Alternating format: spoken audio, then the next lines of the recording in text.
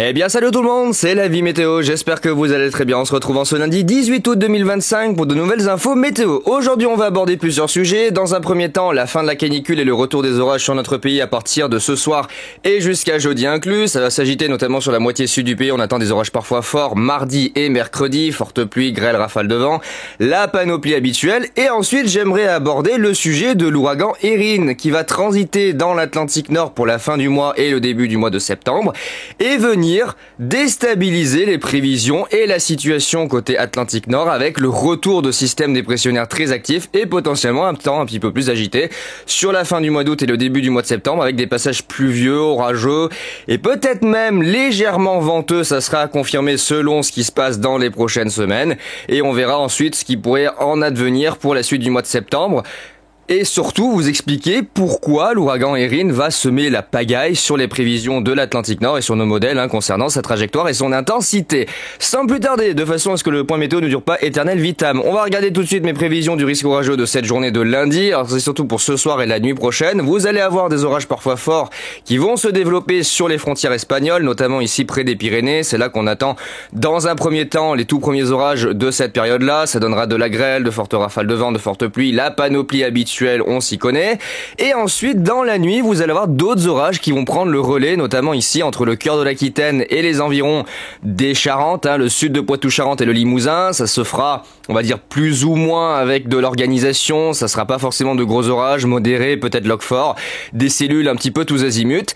En revanche, là où ça va commencer à être un petit peu plus sérieux, c'est dans la matinée de mardi, où là, vous allez avoir plusieurs systèmes orageux qui vont se constituer un petit peu plus à l'est, notamment ici entre le nord-est du Limousin, l'Auvergne, le sud du Massif central et le Languedoc, et ça se déplacera dans la journée de mardi en direction de la région Rhône-Alpes et de la région PACA, où là ça pourrait donner de fortes pluies, de la grêle, de fortes rafales de vent.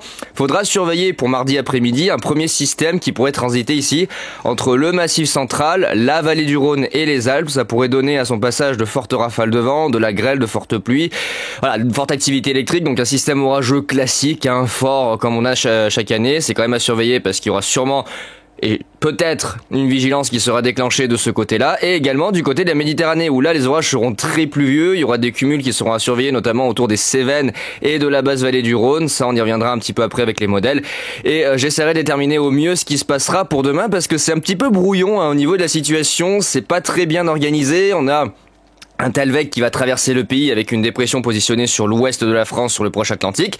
Mais on a un dynamisme un peu brouillon. Donc du coup, au niveau de la structure des orages et des systèmes orageux, c'est pas encore totalement fixé. Les modèles ont du mal à savoir ce qui va se passer, tant pour la trajectoire que pour l'intensité. J'essaierai de vous déterminer ça au mieux demain matin. On refera un point complet ensemble avec mes cartes de prévision. D'ici là, je vais garder un œil sur les modèles, notamment ce soir sur les dernières prévisions. Et on en reparlera bien évidemment demain tous ensemble. Donc là, pour aujourd'hui, c'est vraiment ce soir que ça concerne les Pyrénées. C'est là le risque d'orage c'est bon pour ce soir et le début de nuit avec des cellules fortes qui vont circuler essentiellement près des frontières. Et dans la nuit, des orages qui vont commencer à se former après le passage du Talvec à l'arrière, quand on aura l'occlusion qui va commencer à arriver. On aura des zones instables qui vont se mettre en place et des orages qui vont se développer ponctuellement, et notamment dans une première partie de nuit ici entre l'Aquitaine, l'ouest du Limousin et les abords des Charentes. C'est là qu'on attend les premiers orages, et ensuite ça prendra plutôt dans la fin de nuit, début de matinée, plus à l'est entre le Tarn, l'Aveyron, le nord du Limousin, l'Auvergne, en direction du Puy-de-Dôme, l'Allier. Et ça se déplacera vers l'est dans la journée de mardi. C'est pour ça que j'ai mis des petites flèches toutes mignonnes pour vous indiquer que tout ceci va se déplacer en direction de l'est. Attention du côté des Alpes-Maritimes quand même. Pour cet après-midi, là vous allez avoir des cellules assez intenses, localisées mais ponctuellement intenses, qui vont se développer dans ces environs-là. Ça pourrait donner de la grêle et de fortes pluies, donc soyez prudents. Et puis sur les reliefs corses, une bonne partie de la Corse va également subir des orages. Donc ça, ce sont les prévisions de ce lundi, avec la petite vigilance modérée qui va bien avec. Alors je vous ai pas montré la carte de vigilance de canicule, qui reste en vigilance renforcée près de la Méditerranée ici, entre le Languedoc-Roussillon et la région PACA. Ça y est, enfin, nous sommes libérés, délivrés de cet épisode de 2 semaines. Nos grands héros, les orages, sont de retour.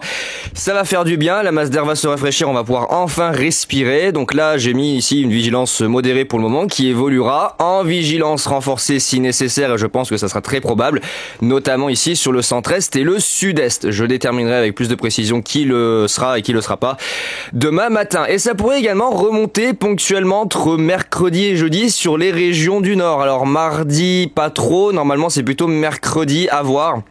avec quelques petits orages isolés qui pourraient se former dans l'occlusion de la dépression. On va avoir la rotation qui va se positionner ici sur le centre du pays et ça pourrait venir mouliner des petits orages éparses sur ces zones-là entre la Bretagne, les Pays de la Loire, la région centre, le sud de l'Île-de-France, éventuellement l'Île-de-France, mais c'est pas ce qui est prévu sur la plupart des modèles, ça devrait circuler essentiellement sur la région centre et ponctuellement jusqu'au nord de la Bourgogne et en direction de l'Alsace-Lorraine. Ça sera confirmé, les modèles réagissent pas trop de ce côté-là, le risque est assez minime.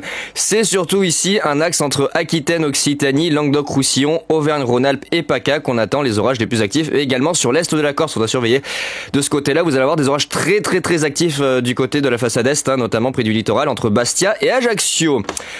Voilà pour les prévisions de ce jour. On va revenir ici sur nos modèles. Je vais vous montrer là, regardez la vue de satellite avec, on voit très bien la fumée des incendies espagnols et portugais là qui sont en train de s'étaler sur nous depuis plusieurs jours. Les pauvres, ils ont je sais pas combien de foyers d'incendie actuellement dans le nord-ouest du pays. La perturbation qui arrive avec le Telveg ici nous envoie directement toutes les fumées dans la tronche.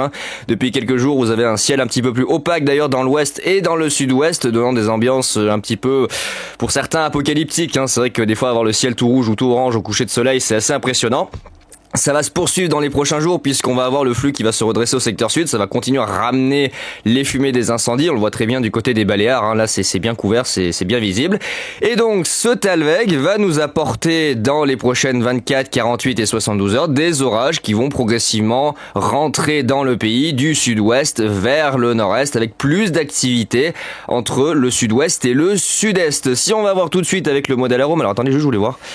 Il y en a déjà quelques-uns ce matin du côté de l'Aquitain. Il y a des toutes petites cellules qui s'avancent du côté du bassin aquitain, notamment ici entre les Landes et la Gironde. Bon, c'est des petites averses orageuses, il y a rien de bien mirobolant. Il y a un petit peu d'activité électrique dessous.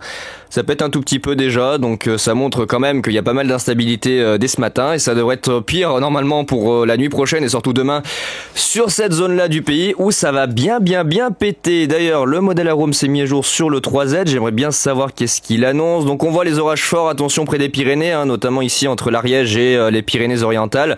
Alors surtout près des reliefs, c'est vraiment la partie près des reliefs qui sera concernée. Quelques orages sur le relief corse en direction des Alpes-Maritimes. Faites attention, notamment les zones proches des frontières italiennes. Voilà. Dans la nuit, vous allez avoir possiblement des orages qui pourraient se développer. Alors le timing n'est pas encore fixé sur les modèles, mais ça serait entre le milieu et fin de nuit que des orages pourraient se développer ici. Regardez, entre l'Aquitaine, le Limousin et ensuite ça démarra le mardi en début d'après-midi en direction de l'Auvergne. Et là, on aurait un système orageux qui pourrait transiter du Massif central vers les Alpes. Et je vois que je suis carrément en plein dedans avec un truc monstrueux qui me passe dessus vers 19h. Ça, je vais essayer de me libérer pour pouvoir chasser.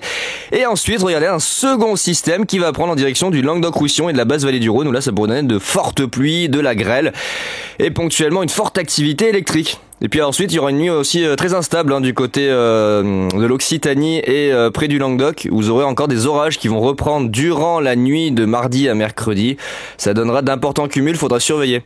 Déjà le premier système ici du centre-est pour le mardi après-midi, puis le second du Languedoc dans la soirée et la nuit de mardi à mercredi, et après peut-être un troisième un peu moins organisé entre l'Ariège, l'Aude, ponctuellement la Haute-Garonne et le Tarn. À voir. Et pour la journée de mercredi, regardez, dès le matin, vous pourrez avoir des averses orageuses entre la Bretagne, les Pays de la Loire, la région centre et les environs de l'Île-de-France. On a regardé la rotation de la dépression, on voit très bien avec finalement le cœur du système qui vient se loger juste ici entre la région centre et les Pays de la Loire. On voit ça tourne et ça pourrait donner des orages assez pluvieux, assez stationnaires. Donc il faudra surveiller également les cumuls de pluie de ce côté-là.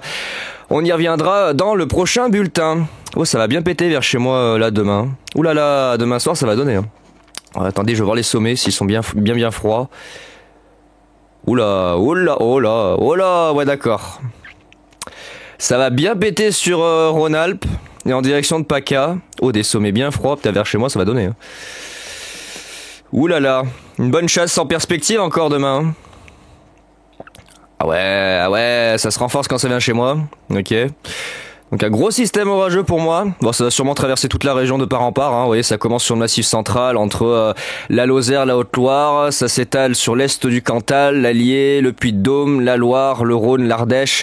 Ça prend après plus au sud en direction de l'Hérault et du Gard. Puis ça traverse la Drôme, l'Isère et ça finit sa course en direction des Savoies, des Alpes d'Haute-Provence, des Hautes-Alpes, avant de reprendre derrière une deuxième fois en direction des Bouches-du-Rhône, de l'Hérault, du Gard et ponctuellement du Vaucluse, avec d'autres orages qui se développeront un petit peu plus à l'ouest, côté Aude et Ariège. Avec de fortes pluies, bon, on va pas, voilà, je ferai le détail complet demain de la situation. Attention du côté des Cévennes quand même, ça pourrait donner d'importants cumuls de pluie, on le voit entre 80 et 150 mm, ça sera à surveiller. Il y aura une vigilance modérée, pas de quoi s'affoler, c'est pas la panique, car on n'est pas sur des cumuls qui sont vraiment mirobolant pour cette zone-là. Et là où il va falloir quand même noter que ça s'annonce assez pluvieux, c'est sur les régions du nord, entre la Bretagne et le nord des Pays de la Loire, la région centre. Là, vous allez avoir l'occlusion. On voit très bien d'ailleurs la rotation, même sur le marquage pluvieux, on voit la rotation du système avec ces averses stationnaires et ces orages stationnaires qui pourraient déverser pas mal d'eau. Entre 20 et 50 mm localement, ça sera à surveiller. Peut-être une vigilance modérée aussi de ce côté-là. Et si ça dure pas trop longtemps, pas de vigilance renforcée. Peut-être un ou deux départements ici à voir. Ça prendra sous la forme d'une vigilance renforcée orage, peut-être pas plus inondation, mais au moins orage. Sur ces zones-là, voilà, juste si on regarde rapidement, juste pour comparer, voilà, la gueule des modèles, vous allez voir que c'est pas tellement fiable.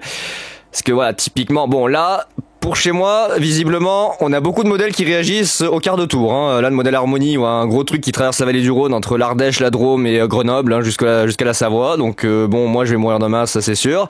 Et ensuite, là on sait pas trop, le second système de la soirée entre l'Occitanie, le Languedoc, la basse vallée du Rhône. Il y aurait d'autres orages qui pourraient reprendre aussi dans la nuit, jusqu'au mercredi matin. En même temps, regardez, on a l'occlusion de la dépression qui tourne en plein milieu du pays. Et Harmonie le voit un petit peu plus au sud, notamment près des Charentes et sur le sud de la région centre. Il décale un peu plus au sud que à Rome. Donc ça va être assez compliqué, on est sur un système goutte froide, donc les modèles ont beaucoup de mal à prévoir sa position et l'interaction des éléments atmosphériques. Ça sera au petit bonheur la chance. De toute façon, on refera un point complet demain matin avec les cartes à l'appui et on verra bien ce que les modèles nous en sortiront. Ah, je vais prendre cher moi demain, je vais douiller encore. Eh oh, les modèles ils sont partis pour me flinguer là demain. Là ils sont partis pour me faire la fête. Oula, ouais d'accord. Ouais, les modèles, ouais, on est d'accord. Ouais, d'accord, ok, ouais, voilà quoi. Ça se passe de commentaires ce qui va se passer chez moi demain. On verra bien si c'est le cas, ok. Pourquoi pas. Ok, ouais, et puis est-ce que c'est accompagné de... Ça va bien se passer. Ouais, ça va bien se passer. Voilà, donc des orages forts pour demain. Peut-être pas du log violent, on verra bien si les modèles s'affolent dans les prochaines 24 heures, si vraiment ils pètent un plomb sur les dernières prévisions, mais ça me semble peu probable. On va être sur une situation vraiment classique pour un mois d'août. Ouais, je vais douiller demain. Oh, demain je vais douiller, ça va être marrant. Ça va être marrant. Oh, puis du nocturne et du matinal aussi. Oh, du matinal peut-être le mercredi matin. Bon, voilà.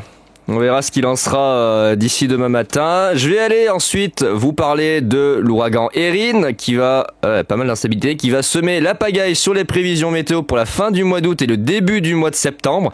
D'ailleurs, soit disant passant, petite parenthèse, début septembre, je vais vous faire un petit projet pour vous tous là. Je pense qu'il y en a besoin et ça va vous faire plaisir. Je vais faire un petit projet que je suis en train de préparer. Et vous aurez la surprise début septembre. Alors si on regarde ici avec le modèle GFS, dans un premier temps, regardez, on va le voir, cet ouragan Erin, voilà, qui passe ici tout à gauche de l'image au sud de Terre-Neuve et qui va venir directement remonter au nord des Açores dans l'Atlantique Nord. Et là, question se pose. Soit Erin remonte en direction de l'Islande et finit en dépression dans la zone Atlantique Nord entre l'Islande et le Groenland, soit le scénario qui est maintenant vu par certains modèles, c'est Erin est poussé par l'anticyclone qui regonfle juste derrière au sud de Terre-Neuve, et de ce fait ne remonte pas vers le nord. Et regardez sa trajectoire. Oh Erin, qu'est-ce que tu fais Erin? Bah ouais, Erin pourrait venir nous chatouiller sur les derniers jours d'août et le début du mois de septembre avec ses restes qui pourraient approcher l'Europe de l'Ouest, le Portugal, l'Espagne, la France, nous donnant un nouveau petit coup de chaud essentiellement sur la moitié sud, mais surtout une dégradation orageuse, du vent, des orages, de fortes pluies. Voilà. Et derrière, regardez, ça réactive après le passage de la tempête, justement, ça serait une tempête là. Erin, il serait plus au statut d'ouragan, on aurait la réactivation de systèmes dépressionnaires sur l'Atlantique Nord. Ça viendrait réveiller potentiellement le zonal nord-atlantique. Là, ça sera à surveiller parce qu'il y a un problème, c'est que Erin, lorsqu'il va effectuer sa transition extratropicale sur nos latitudes, Il va venir déjà perturber les prévisions. Les modèles ne savent pas intégrer un ouragan, un système à cœur chaud dans nos latitudes. C'est quelque chose qui est assez rare. Même si ça devient monnaie courante ces dernières années, ça reste quelque chose d'assez rare. Donc les modèles européens n'arrivent pas encore correctement à anticiper ce genre de phénomène parce que ça brasse de l'humidité, ça amène de la chaleur. C'est une petite bombe thermique à lui tout seul, l'ouragan. Donc c'est de l'énergie qui vient se loger dans une zone où il n'y a pas forcément lieu d'avoir ça. Et résultat, les modèles sont un petit peu largués. Alors je vais juste voir le modèle CEP. Est-ce qu'il voit Erin? Voilà, il passe au sud de Terre-Neuve. Et voilà, là le modèle CEP fait remonter Erin en direction du nord, ça suit ce que je vous avais dit, en direction du sud de l'Islande, sous forme d'une tempête extra-tropicale. Alors ceci étant dit, on n'a pas beaucoup d'activité sur la zone entre le Groenland et l'Islande. Donc Erin va garder son cœur tropical jusqu'à ce qu'il fasse sa transition du côté de l'Atlantique Nord. C'est pour ça que ça va être compliqué de déterminer et sa trajectoire et son comportement. C'est qu'il va venir littéralement chambouler l'équilibre des centres d'action et des conditions atmosphériques de l'Atlantique Nord, puisqu'on n'aura pas d'interaction réellement avec le jet stream, on n'aura pas d'interaction avec le thermique. Ça va être vraiment Erin à lui tout seul qui va venir ici déstabiliser les prévisions et les comportements des masses d'air de l'Atlantique Nord, puisqu'il va faire remonter avec lui, et ça va se voir ici notamment sur le θE, regardez, ça va se voir, Erin, regardez, va faire remonter de l'air subtropical. On va avoir le cœur chaud d'Erin, et ça se voit très bien, qui va venir se loger directement dans l'Atlantique Nord. C'est pas vraiment un système qui fonctionne sur la base du jet stream et des conflits de masse d'air comme on a en plein hiver avec les tempêtes. C'est vraiment le cœur chaud d'Erin qui va venir se foutre sur l'Atlantique Nord et qui va perturber les prévisions. Ça va déstabiliser réellement la situation pour la fin du mois d'août et le début du mois de septembre. On sait pas ce qui va se passer. On sait vraiment pas ce qui va se passer. Il me semble qu'on peut le voir. Là, regardez, on voit l'air chaud qui remonte avec Erin. Regardez, ça brasse de l'air chaud qui remonte avec. Donc là, les modèles vont avoir énormément de mal à calculer et sa trajectoire, sa position et surtout son évolution dans la zone. Parce qu'une fois qu'Erin va être logé sur l'Atlantique Nord, il va dépendre de la position de l'anticyclone qui sera plus ou moins à son sud ou à son ouest, mais également de l'environnement qui l'entoure. Soit il partira et mourira sur l'Atlantique Nord entre l'Islande et les îles britanniques, et dans ce cas-là, il fera aucun dégât, on n'en parlera pas forcément plus. Soit au dernier moment, il vient directement en direction d'un des pays de la façade ouest de l'Europe. Ça peut être le Portugal, l'Espagne, la France ou les ex-européens des îles britanniques. Bon, l'Irlande y est toujours. À voir, je vous dis, cet ouragan, il va poser problème. Il va vraiment poser problème pour les prévisions à long terme pour la fin du mois d'août et le début du mois de septembre. Les modèles, pour l'instant, ont beaucoup de mal à anticiper son déplacement. GEM le jette en direction de l'Irlande. Irlande, île britannique. Et nous, ça réactive un système dépressionnaire. Voilà, Erin finit en système dépressionnaire classique en direction de l'Irlande, des îles britanniques, le Royaume-Uni, le nord de la France, avec de la pluie, un petit peu de vent, un temps un peu plus automnal. On s'approche de l'automne, donc ça sera un petit peu plus normal. Donc de fortes pluies, peut-être des dégradations orageuses, une baisse des températures. D'ailleurs, on voit très bien le flux de nord-ouest qui arrive juste derrière. Ça réactive ici un zonal près de l'Atlantique, avec le jet stream qui plonge en flux de nord-ouest depuis la mer du Labrador. Ça pourrait peut-être traduire un gros changement de synoptique pour la fin du mois d'août et le début du mois de septembre. On voit, regardez Erin qui aspire tout l'air subtropical en direction de l'Atlantique Nord. Et peut-être un nouveau coup de chaud d'ailleurs sur la fin du mois d'août à cause de Erin. Selon sa position et sa trajectoire, on aura peut-être un nouveau coup de chaud de ce côté-là. Faudra surveiller. Regardez-moi ça, il mouline tout l'air subtropical, il l'emmène avec lui en direction de l'Europe, de l'Atlantique Nord. Regardez, ça aspire toute la masse d'air en direction des Açores et hop, je te brasse tout ça et je te mouline tout ça sur l'Atlantique Nord avec un cœur chaud. Toujours le cœur chaud d'Erin. Oui. Cet ouragan, il va nous poser des problèmes. Mais alors, vraiment. Bon, les orages pour demain. Putain, ça va péter vers chez moi. Oh là là. Ouh là là, ça va péter vers chez moi. Je sens qu'il va y avoir des conneries encore. Il va m'arriver des bricoles encore demain. Ah. Oh purée. Oh là, il va m'arriver des bricoles demain. Wouhou. Attendez, je vais juste vous emmener sur le satellite pour voir Erin, qui est actuellement en train de se renforcer à nouveau. Il était en catégorie 5 dans cette zone, hein. En 24 heures il est passé de catégorie 1 à catégorie 5 avec des vents quasiment à 300 km/h et vraiment de grosses intensités. Là, il s'est un peu affaibli, il est passé en catégorie 3 sur la journée d'hier, il a circulé un petit peu plus au sud que ce qui était prévu, hein. Le cône d'incertitude, vous voyez effectivement une trajectoire qui devait filer un peu plus au nord-est, mais finalement il a tracé un petit peu plus au sud de ce qui était prévu. Là maintenant, il fait sa trajectoire vers le nord-est, hein. On voit ici, l'œil est en train de se reformer, hein. On a un nouveau cycle de remplacement du mur de l'œil qui est en train de se faire. Et donc là, il va se renforcer à nouveau, repasser en catégorie 4 voire 5 dans les prochaines heures et effectuer sa transition. On va le voir ici sur l'accumulation des vents. Voilà, sur l'accumulation des vents, Erin va effectuer sa transition, hop, doucement, en direction du nord-est avec, voilà, à nouveau une catégorie 5, hein, très largement du 250, le modèle ICON voit même du 305 km/h. Et ensuite partir, voilà, au large et effectuer sa transition extratropicale vers l'Atlantique Nord, où il pourrait quand même reprendre, vous voyez, des allures presque d'ouragan de catégorie 2 voire 3. Hein. Là, 203, 205, on est sur du 3 quasiment. Hein. Erin va nous faire vraiment le merdier parce qu'il va se loger en plein cœur de l'Atlantique avec son cœur chaud. Et à cette époque de l'année, on n'a pas encore les conflits de masse d'air, donc les modèles vont avoir énormément de mal à anticiper et son déplacement et son interaction avec l'environnement. Putain, Erin, tu fais quoi là? Qu'est-ce que tu nous fais? Je crois qu'il y a le modèle ICON 13 km qui lui voit, alors on voit très bien, voilà, que ça se dirige, possiblement ça se dirige en direction de l'Europe. Bon, on verra bien ce qu'il en sera. S'il a envie de venir jusqu'ici, hein, peut-être qu'il nous fera une Kirk 2.0. Et là, regardez ces rafales de vent, 296, 297, 298, 280... Je crois qu'il voit du 300 dans certaines zones. Il voyait du 300, le modèle ICON 260, 280, il voyait du 305 quasiment.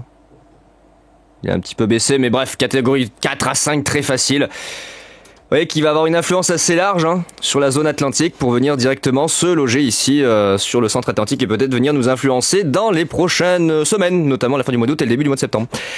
Donc voilà les amis, pour ces infos météo du lundi 18 août, on se retrouve demain matin pour la suite et notamment spécialement pour nous de notre côté les orages forts qui éclateront sur la moitié sud du pays. Je vous montrerai la carte de prévision, on parlera ensemble, voilà, des événements attendus. Et ensuite on s'intéressera toujours dans le temps, hein, de ce qui se passera du côté de l'ouragan Erin et de son influence du côté de l'Atlantique Nord. Voilà. Et écoutez les amis, j'ai plus qu'à vous souhaiter une bonne journée et on se retrouve demain matin pour les prochaines infos météo. Allez, ciao tout le monde.